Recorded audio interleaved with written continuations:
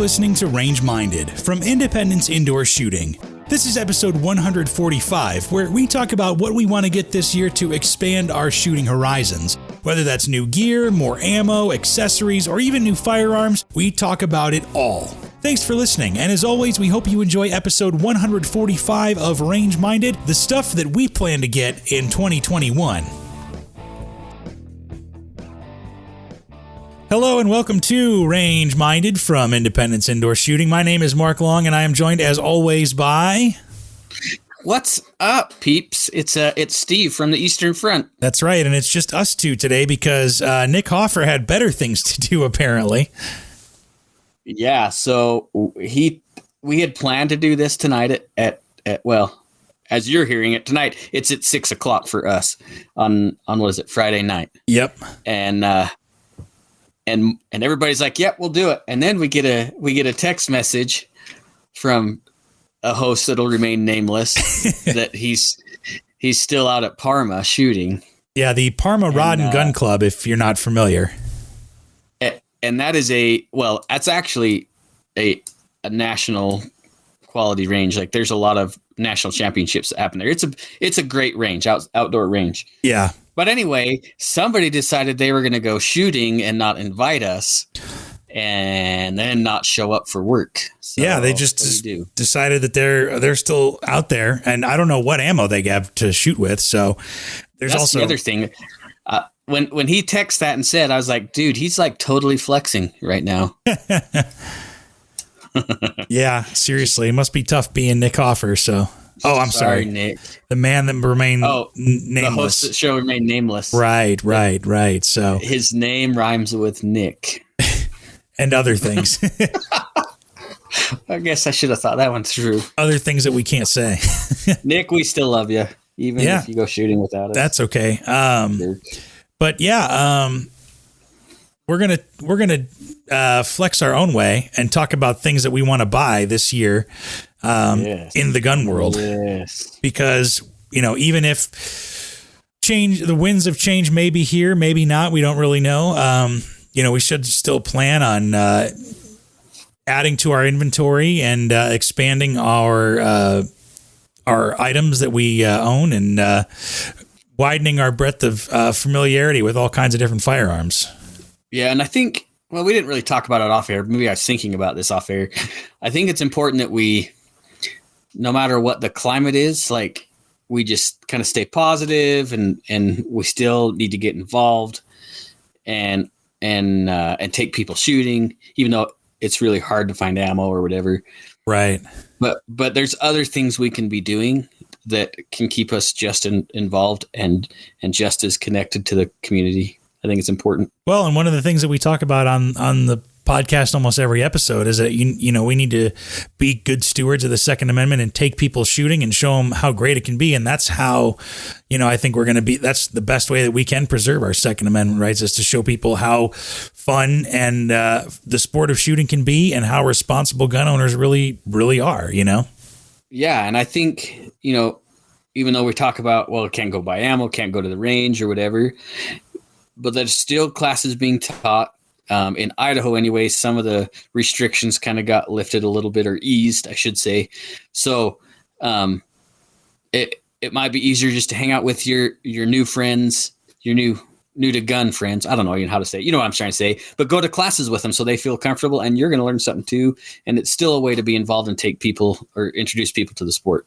Definitely, yeah. I mean, things are opening back up, thankfully, and we have the opportunities to be able to do that stuff. And, it is a prime opportunity. It is a prime opportunity to make those things happen because, like you said, even though we don't have a lot of ammo, there's still opportunities to go learn. And, like we said before, if you're not, in a place where maybe you can get ammo too easily right now, if you take a class, usually they have ammo ready to go. Yeah. Not always, but sometimes. And I know I was looking at Dave Spalding, Handgun Combatives.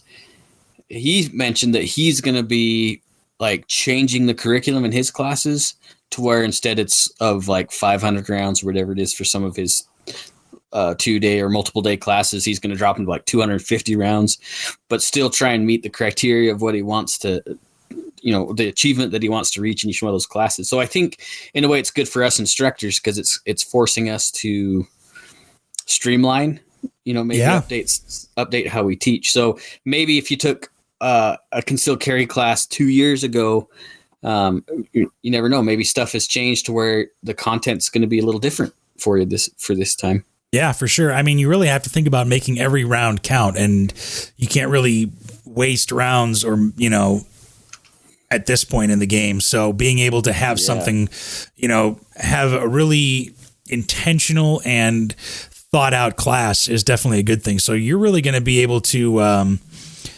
you're really going to be able to take advantage as a student of some classes that I think, or at least the way that classes are being taught that you wouldn't be able to before, Yeah, I think there's going to be some cool opportunities, and I think there's going to be some different innovations or different classes being offered. Like I know for some of the classes I've taught, handgun classes, we touch on dry fire.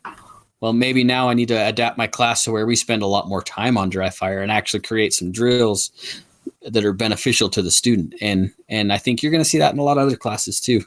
Yeah. I mean, we've talked about it before too, with, competition shooters and anybody who really does shoot well is the common denominator is a lot of dry fire. And, there's a lot of technology and things you can have, at home to be able to do that. We've done that on quite a few episodes about talking about training at home and all that. And that's going to translate to the range when you are doing live fire. It's a bummer, but it's a reality at the moment. And it's still not an excuse to less up on your training. Well, I know this isn't really what we planned on talking about, but it correlates well. There's a video by T-Rex. Oh yeah. T-Rex Arms, where they take, I think he's a Japanese kid. The airsoft. Yeah. Yeah. The airsoft video. You know which one I'm talking about, where he'd shot, who knows, 1 million rounds of airsoft.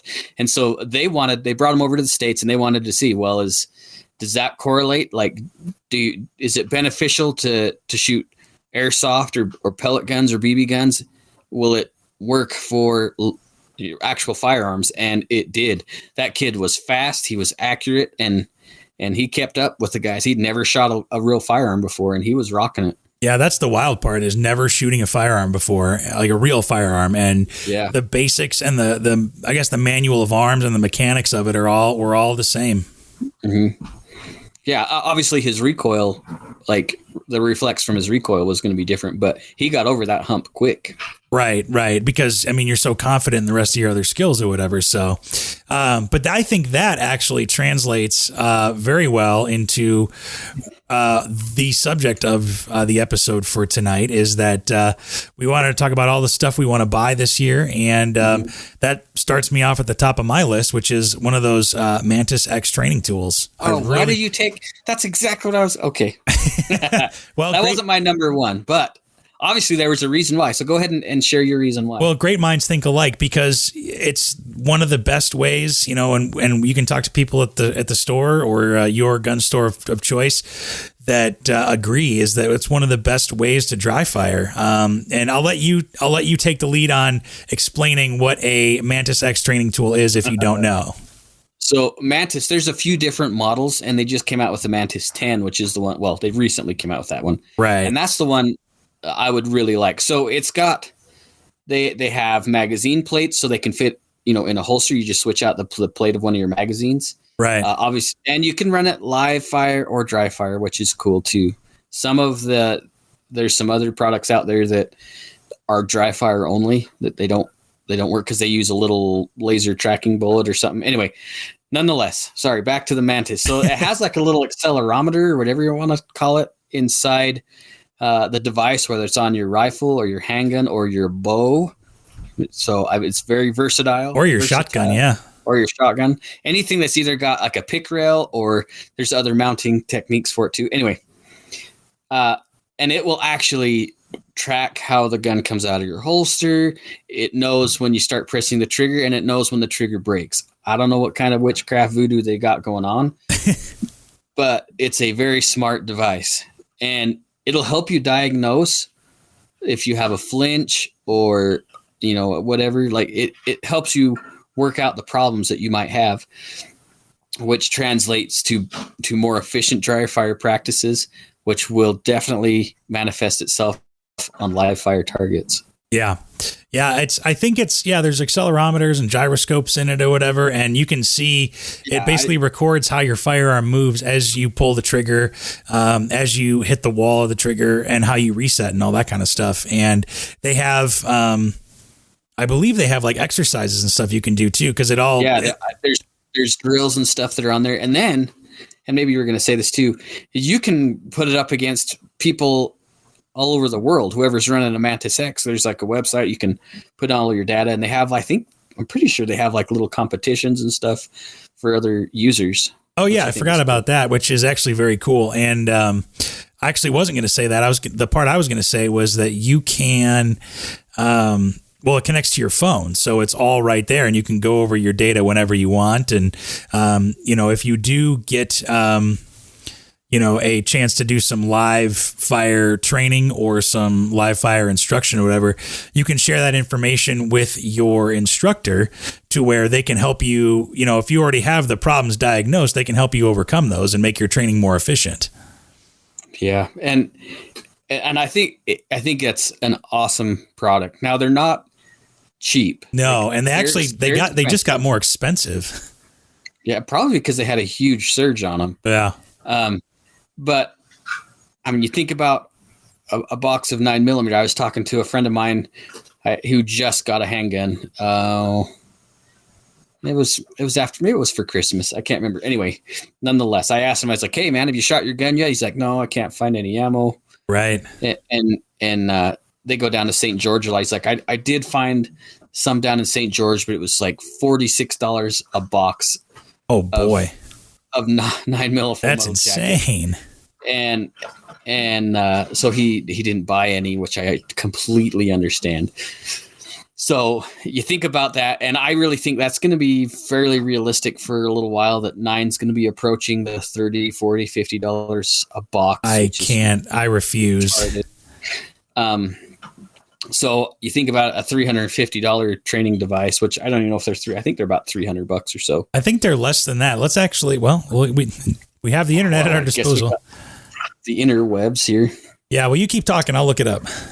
So anyway, you think about that. That's a couple of boxes. More than a couple. That's a few boxes of ammo that you're saving in the long run, right? You'll still get your training. You can use your whatever targets you like to use. It doesn't require a specific target, right? Because the device is on the firearm, not on the target, which is cool. Like I say, there's other training devices out there. There's the iTarget Pro.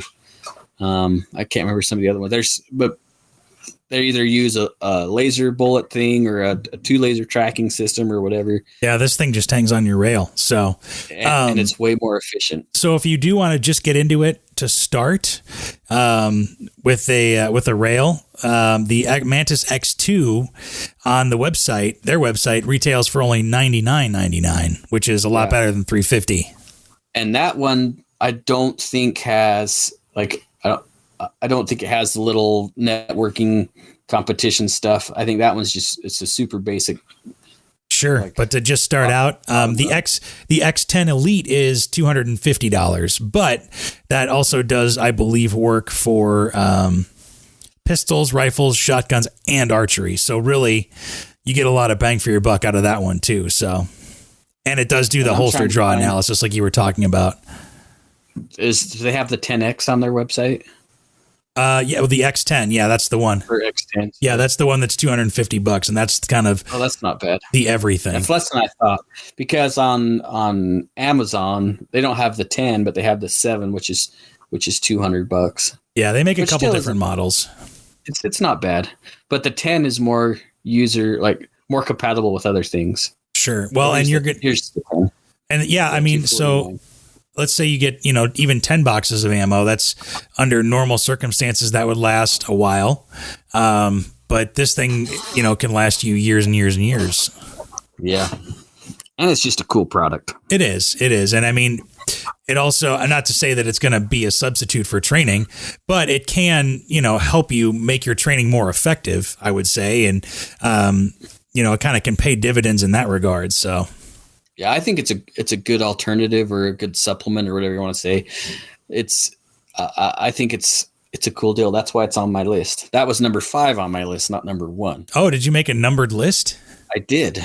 Oh, I didn't make a numbered list. I just threw some things onto some paper and decided that's how my mind is working lately, is just keeping things a little organized. Sure. You kind of need to. Then let's go to yours. What's next on your list after the Mantis X? So the Mantis, I only had 5 things written down. That's okay. But the first thing is I really, really want to get a BCM rifle. Okay. I don't know what it is about Bravo Company. They just really appeal to me. We talked about this last week, actually. Like the Daniel, I think Daniel makes a really nice firearm. LWRC makes a nice firearm, but they're a little heavy and they're really pricey. Yeah. But I don't know what it is about that Bravo Company rifle. I've held a couple in my hands. I just like the way they feel. Well, I think it checks all the boxes because it is, and if you're not into the world of ARs, I can kind of shed some light, is that there are your basic bare bones entry level AR, just like cars. There's your kind of mid range ARs, and then there's your premium. And I think with BCM, it kind of hits that sweet spot where it is high quality and it is higher end, but it's not overpriced. You're really getting a lot for your money in that regard, but at the same time, you're also getting something that's not terribly heavy, but something that's well machined and is designed to work well. You're kind of getting the best of both worlds, really, if you think about it. Yeah, honestly, like I'm probably going to make some people mad. Like I said, I've handled a lot of different and expensive ARs, and like I said, Daniel's a nice gun, but I think they're a little overpriced. Like I don't think the value is there for what you're paying for. Well, the one thing I will think you're getting a good gun, but I think it's a little more money than what it's worth. I think the one thing I will say is that you are getting a full tricked out, all set and ready to go rifle with Daniel Defense. Cause I will agree it is expensive. But I think at the same time, any kind of modifications you would make to most other rifles anyway, you're already getting in that package. I think that's why they can do that, if that makes sense. Yeah. And I think it's a well-made product. Yeah. And they do have some cool furniture and some cool Cerakote colors and stuff. Daniel is a proven platform. They've, they got some stuff, but I don't know. The BCM, well, they used to be cheaper. You can't get them right now. You can't get anything right now. But that's number 1 on my list. And I don't think I want the lightweight, but they have that Recce 16 that's going to be on my list.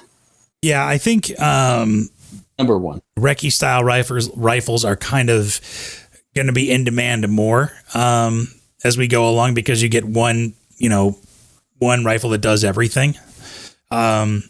Yeah. I already have a Recce rifle, believe it or not. It's the lower I don't really care too much for, but it's kind of a Frankenstein pistol or a Frankenstein rifle. It's a Spikes tactical lower, some kind of no-name upper with an older Delton barrel and random Magpul furniture on it. But I think it works pretty well. And it's got a Vortex Strike Eagle 1x8 on it. And nice. Yeah, so it's kind of a mishmash. It's not necessarily the greatest parts ever, but I enjoy it, and I think it does well with short to medium-ish range, and it works for me. But on my list actually is I want to build a lighter weight, 16-inch rifle. I have 2 pistols and that Recce style rifle, and I want to build a lightweight AR rifle. That's one that's on my list as well. So, yeah, I like it. In fact, I'm going to add another one to my list. Well, this is a daydreamer, but the thing for me is that with the recce rifle, it's actually kind of a heavy barrel. It's a full like a full weight barrel. I can't think of what the name is right now, but it is not light. And then it's got older Magpul handguard on it and a fixed front sight and all that. And I think it works for what it is, but I think I could build a full 16-inch rifle that's a lot lighter and a lot easier to lug around. And I want that's what I want to enjoy, and something that's a little bit more of a pleasure to hang on and shoot, and especially with some, the way the lightweight rails are and stuff right now. I think there's a lot of possibility there. So, yeah, and this wasn't even on my list, but it made me think too. Is I kind of want to build like a bolt gun or something that reaches out a little bit farther too. Like I really wouldn't mind either rebuilding one or building a new, honestly, even in a 308, I don't want to get all crazy with like the Creedmoor or anything like that. Like, sure. Just something that I know it's going to be easier to get rounds for. So are you thinking like hunting or just long range, or? No, just kind of more of maybe an all around use gun, like something I can use either just blinking at targets that's not too heavy, or something I can take hunting. Either way. Sure. Yeah, no, that makes sense. Just something kind of an all around. I have a 308 right now, but it's in a platform it works. It's a Ruger M77, but there's not a lot of aftermarket cool stuff for that platform. So like, yeah, I think I need to build like a Winchester or something. Something cool. Or Remington, not a Winchester, a Remington, something. Sure.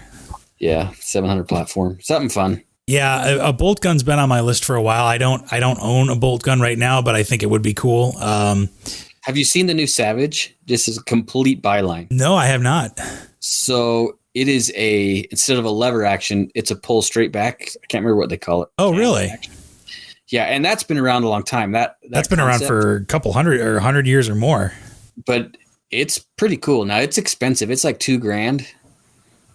Yikes. Okay. It's pretty cool. I can't even remember what they're calling it. It's a straight pull, isn't it? Yeah. Let me pull it up. The Savage Impulse. Yeah, Impulse. That's right. Okay. It's kind of cool. Yeah. They they keep the CNR guys are always about what do you call it? It's like it's a Swiss rifle of some kind or whatever. I can't remember now. But it's the same deal. It's a straight pull instead of a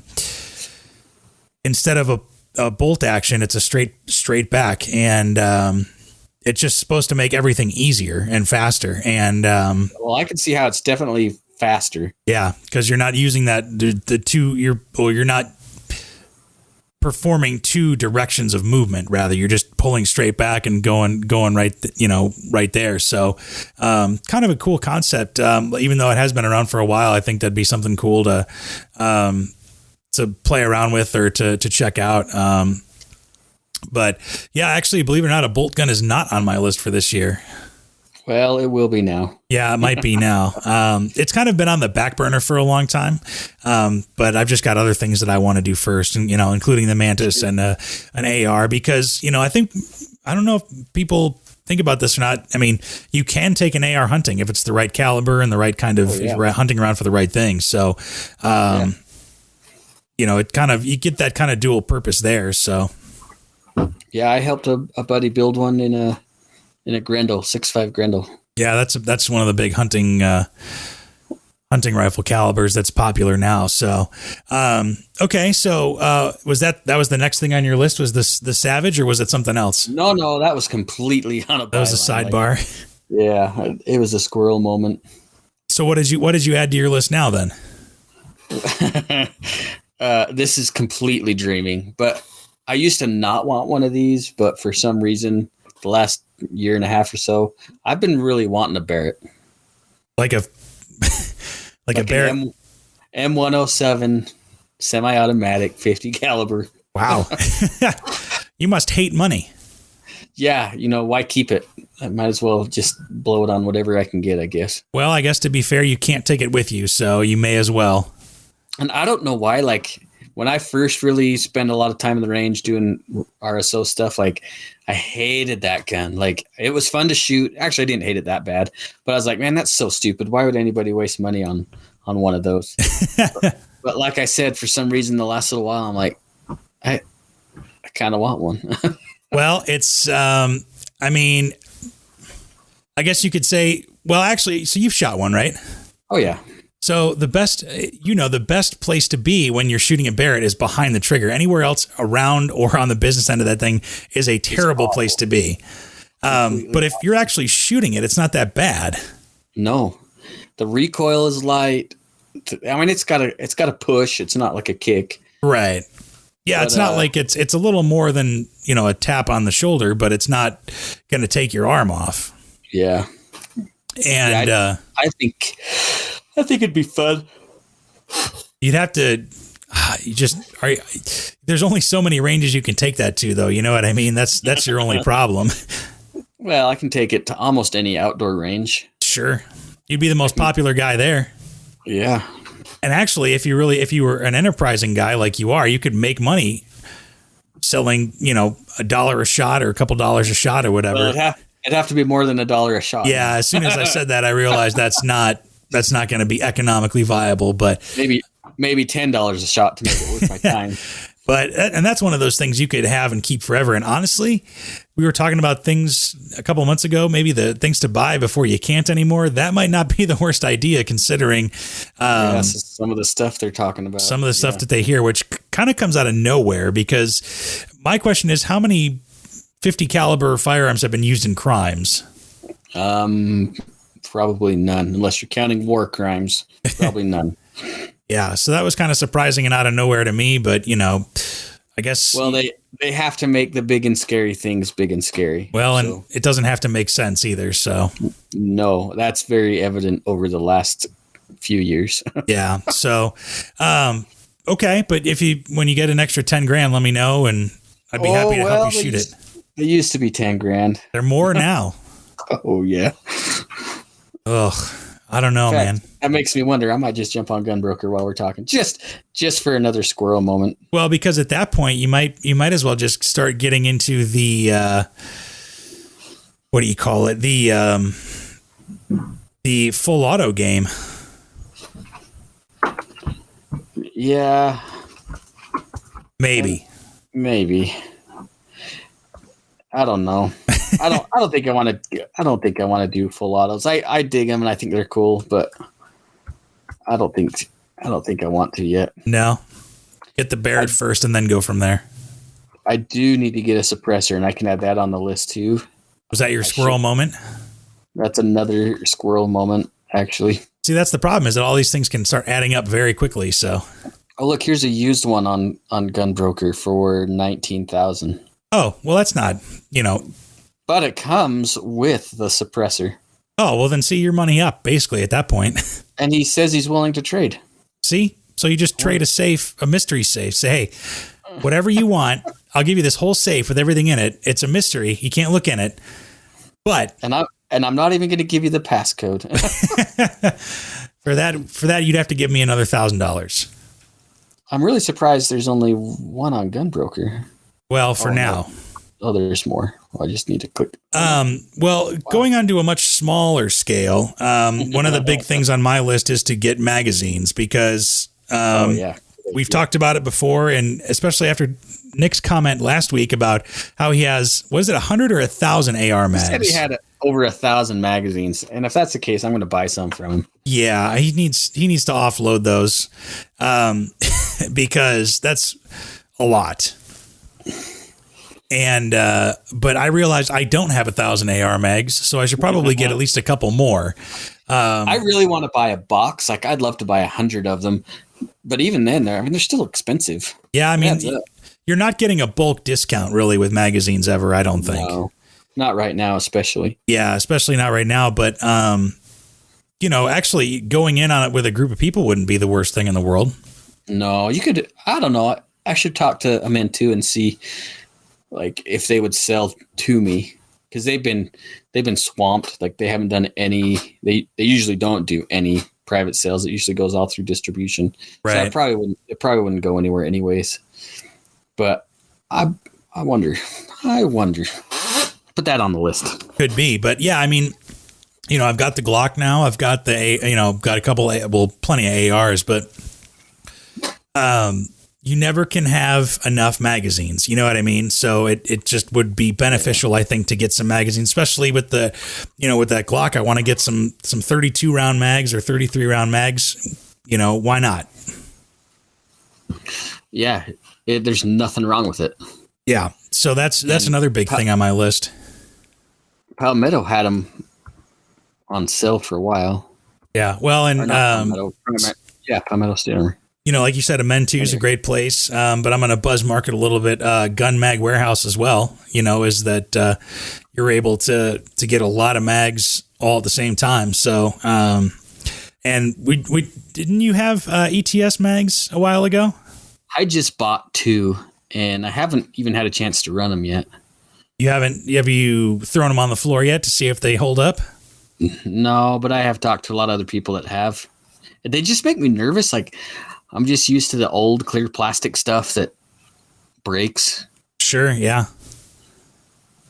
But apparently they're awesome. Yeah. So I mean, and they're not too terribly expensive. I mean, even stock Glock mags are not that expensive. No, not right now. So, it might be wise to pick those up and yeah, Palmetto has the 31 round 9mm Glock mags for $15. See, that's a hell of a deal. I don't think that's too bad. No. So that's definitely on my list, is getting some more magazines. And on top of that, getting some kind of make a 40 rounder. Do they really? Oh man, that's probably shouldn't have looked on here. That sound you're hearing is Steve falling down the rabbit hole. I should probably just pay attention to the podcast right That's now. okay. Yeah, it's easy to fall down the rabbit hole. But the other thing that on top of that I want to get is a battle belt or a plate carrier or both. Yeah, so I had that on my list too. Because in my RSO days, I just had my regular belt and, would put, your holster on and your mag pouches on and everything. And honestly, just taking everything off, putting it back on, all that kind of jazz is always just kind of a hassle. And the convenience. And the other thing is the availability of having everything ready all at once. Yeah. Is very, what's the word? It's, it appeals to me. It's very appealing to be able to have everything ready to go. And you can even have some mags and stuff ready to rock and roll on that and your holster and everything. I think there's some appeal to that. Same thing kind of with a plate carrier or a chest rig or something like that. We talked about armor a little bit in the last couple episodes and how it's not a bad thing to have by any means. And, you might want to get it while you still can. Yeah. So both of those are on my list. I don't really even know where to look for them. I know that T-Rex Arms has some good stuff, and there are a lot of good companies out there. It just can be expensive, Yeah, I agree. I think it's a good idea to get a hold of some of that stuff while you can. I put it down as booging equipment. I don't know. Can you even say that anymore? That's what I was just going to say. I don't know, but I just did. So what do we do? You just go with it. So yeah, I want to get like a bump helmet though too. And maybe, I don't know whether it's got to be ballistic or regular bump helmet, but I really do want to get and maybe it sounds like a mom's basement kind of thing, but I want one. Well, I've got stuff I can put on it and I wouldn't mind it. Well, and the thing is you can, and so maybe you should while you still can, Yeah, and they can get really expensive, like those Team Wendy helmets, which are probably, well, they're definitely better quality than the ones you see on Facebook for sure. Yeah, but yeah, they're $600 or so or more for some of that stuff. Which when you get what you pay for, I suppose. Yeah. Well, and plate carriers and battle belts can also be expensive. So, Same thing with like if you wanted to go down the gas mask route, that's the same deal. I mean, a good a good gas mask is, how much? $200 starting. Yeah. Yeah. For new equipment. I mean, you can buy surplus stuff, but I mean, you're really gambling with surplus stuff. Yeah. Not the best idea to gamble with something like that, but there is an expiration date on that. Yeah, but it's definitely something worth looking into, at least if you're curious. And usually that stuff the good ones, don't necessarily go bad. It's the canisters. And then and maybe you can correct me on this, but I don't think that like body armor usually doesn't go bad. There is, but it's measured in like a decade, I think, right? Yeah. So you don't want like the stuff that's from 20 years ago or whatever. That's probably, and really, I think what it is more of a liability thing. I don't know if the fibers actually do break down or whatever, and it might. I don't know. I don't know enough about it, but I think more of it's a liability standpoint from the manufacturer saying, "Hey, this stuff's old. We're not gonna, stand by if it's that old." Right. Yeah, I don't know. I could be wrong, but I really wouldn't mind getting another armor setup, something that's a little bit more user friendly. I put down a chest rig, which I wasn't really talking about like a plate carrier, but just something I can throw in my truck that holds a couple magazines and that's kind of mainly what I was talking about. Just an easy, quick way to don a couple of magazines and whatever other gear you would need, like a first aid kit or anything like that. So yeah. That's definitely on the list. Because I believe Nick said it too a couple weeks ago or a month or two ago, is that he's got a battle belt in his truck that he can just grab and put on if something not good happens. Yeah, it's a good idea to have something where at least you can get home. Sure, if you need to or something. You're not going to walk around with 500 rounds. We talked about that last week. Yeah, it's a little heavy. You just need something that can get you there. That's it. Yeah. So that's on my list. What else do you have on your list? Because now I think we've grown to 6 or 7 now, but you did have an original 5. Yeah, I started with 5. You're right. I know I've talked about this a bunch, and it's even part of my resolutions. Is I really want to get some more dynamic training. Get some. I put them down as big boy classes, because I really want to learn something new. So I'm pretty sure at Forward Movement, obviously they have some different classes than what Independence teaches, right? A little bit more specialized stuff, and I think that could be a lot of fun, whether it's like bodyguard, personal protection stuff, or some inside the car, outside the car type stuff. Yeah, for sure. I really want to broaden that out. I was also talking to my son about I need to update my my medical, my trauma class stuff. Sure. So, but I don't want to take just like a 2 or 3 hour class. I want it to be like an 8-hour class, something that's long and boring. Yeah, like a full day or even a multi-day, like full weekend thing. That would be great. Yeah, that would be fantastic. Yeah, hopefully that things pick up and change where we're able to do that, because that's something that I wanted to do as well too, but a little bit tougher now, Yeah. And I know places I can get some of that training. I have a friend that he was on a SWAT medic, and he's on the fire department right now. He's done all sorts of stuff, and he definitely has the knowledge to share it. I don't know if he has the actual teaching credentials, so it'd be a liability on him, but he could definitely share some insight on some of that stuff, which would be cool. Actually, He'd be a cool guy to have on the show, because he's also been all over the world in professional fights. I was just going to say, maybe we have him on and, pick his brain a little bit. He's super busy, but he is a stud. He's so funny. Nice. Anyway. But I also want along the lines of classes, big boy classes. I've been doing a lot of knife stuff. Yeah. And, with our friend Adam Boyce. Yeah, which we need to get him back on. We had a conversation this morning. But in Colorado, they have a blade camp, is what they call it. Martial Blade Concept has a blade camp, which is the platform that Adam teaches. Really? And it's like a multi-day class, and it's expensive. Like I was talking to my wife about it last night. I think it's like $600, $700, something like that. Yeah, that's hefty. But you're hanging out with Michael Janich. you're like, it's in-depth teaching. It's very submersive, I guess. I don't know if is that the right word. Immersive. But immersive. Yeah, that's even better. It's not a submarine. But I was talking to some guys that have been there and done that. They say that they walk away with stuff that's way more valuable. Like they'll give them, jumbo knives, that's a $300 knife, and backpacks and jackets and like all the stuff that ends up being, like $1,000 worth of stuff. Wow. So you end up kind of getting paid. Yeah. Or you at least get your money's worth. Yeah. It's a benefit plus the knowledge. And that's going to be in September, I think. And I kind of want to go. Yeah. Well, there you go. That'd be cool. I think it'd be a lot of fun. Yeah, no, that'd be great. I'd probably get in trouble if I did. My wife would probably. You spent $600 on what? Well, if she doesn't know, I'll just take her with me. Yeah. See, there you go. Yeah. And then she'll learn something too. So,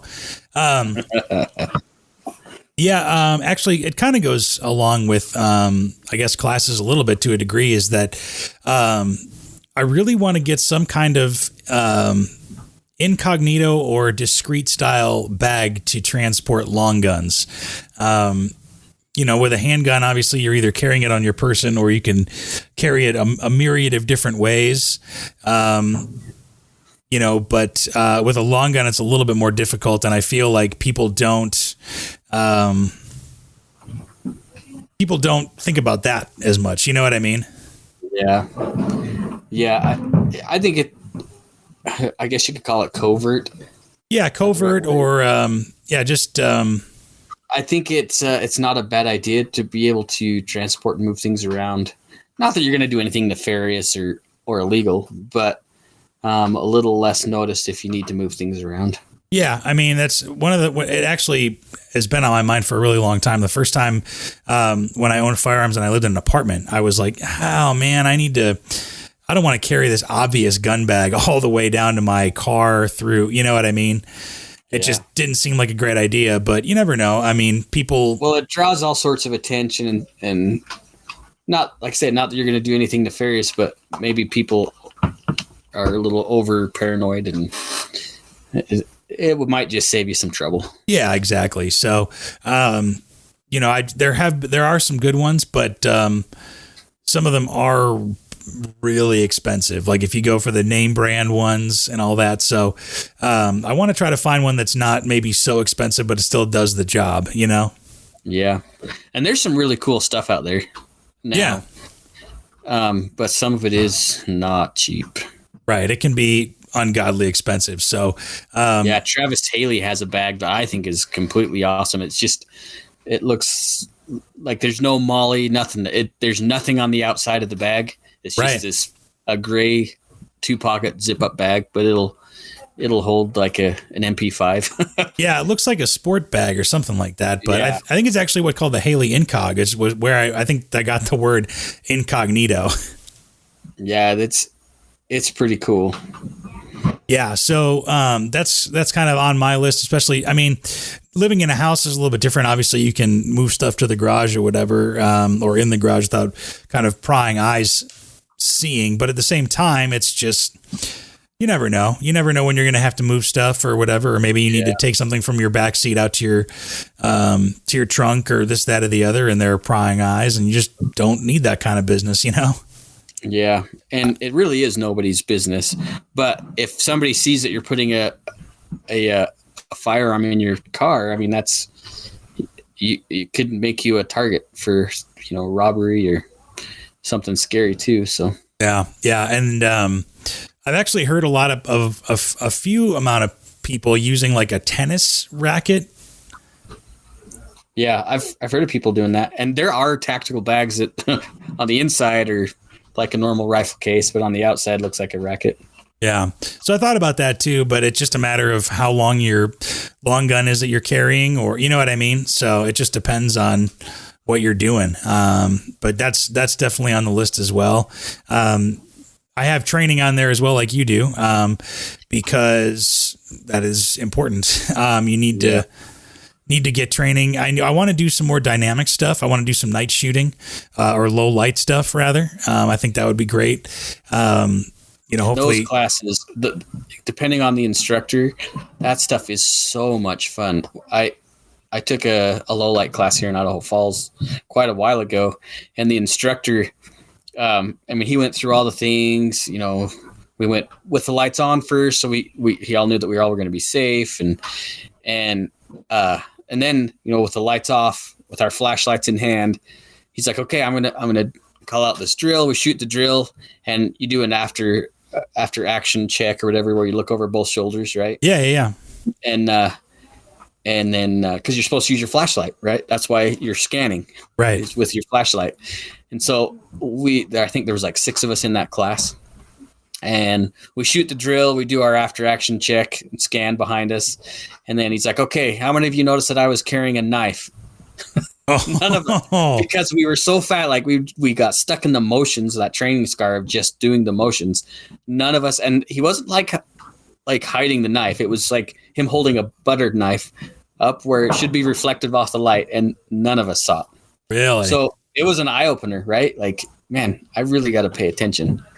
Yeah, no, that's definitely a great lesson to learn. So, what else you got on your list besides training and? Well, with that training, I really need to increase my certifications. Like I mentioned, I was talking to Adam this morning. Yeah, and we're going to start doing some stuff over here pretty soon. And I talking to him, he's done a lot of things, and I've done some things, not nearly as fun of the things that he's done. And I really need to broaden my perspective. And that's where those other classes, those big boy classes, are going to come in handy. Because I want to be a benefit to everybody else. Like, it's fun for me, but I really enjoy teaching. So I really need to make sure that people are getting their money's worth. Sure. Yeah, that makes sense. That's kind of goes along with being, a good steward of the Second Amendment and being a model for people. Yeah. To follow after. So, well, and just like, not to toot my own horn, but when you took the RSO class, what did it feel different from going into the range before compared to going after your class? Oh yeah. I learned a lot, and it kind of opened my eyes to, instead of being focused on just yourself and what you're doing in the range, there's a lot of other things going on that you really probably should be paying attention to. Yeah. And that was honestly my experience too when I took the RSO class. And just like any other class, your perspective changes. Like you understand the why more than just the motion of doing it. Yeah, and being able to at least have the foresight and the knowledge to be able to, be thinking about what other people are doing and maybe prevent an accident. Gives you a lot of confidence and gives you a lot of, peace of mind at the range. You know what I mean? That you're really watching what other people are doing and everything, Yeah. So, yeah, I think you're definitely on the right track there with wanting to get more certifications and all that, because the more you teach, the better you're able to, help people learn and, and teach them better, Yeah. Yeah, I agree. You can tell my family's home now. It's noisy. Yeah, it's a Friday. So, we'll close it out pretty soon. But the last thing that I have, and this is not necessarily worst case scenario planning, but more realistic, is that I have two 22 firearms and I never really shoot them. And so I really want to get into shooting those a little bit more. I want to get a different barrel for my 10/22 and a red dot for my Ruger Mark III.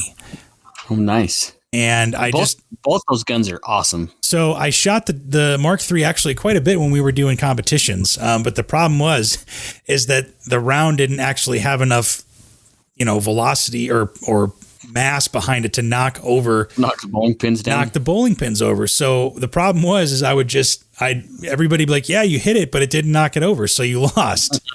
And I'm like, well, come on, this is ridiculous. And I was even using like supersonic ammo and everything, and I was shooting pretty well because we were competing once a week or whatever. And I actually really like shooting 22, but it's just I don't like the way that my 10/22 is set up. because it has the regular stock on it, kind of that Monte Carlo stock, and I want to get one of those Hunter X22 stocks. Yeah. And I want to get a shorter but a bull barrel for it. And then I've got these kind of have you heard of Tech Sights?